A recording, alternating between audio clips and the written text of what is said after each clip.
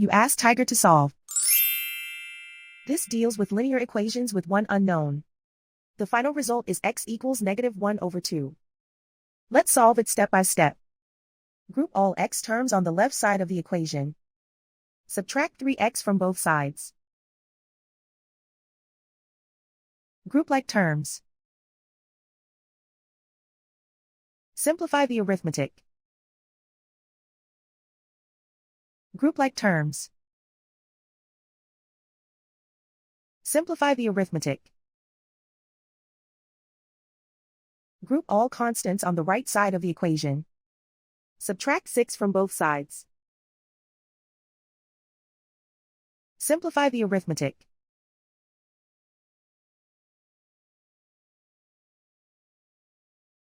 Isolate the x.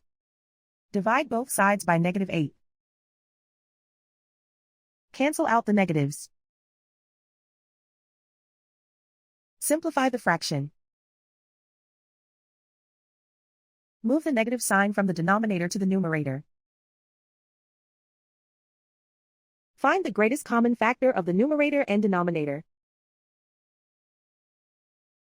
Factor out and cancel the greatest common factor.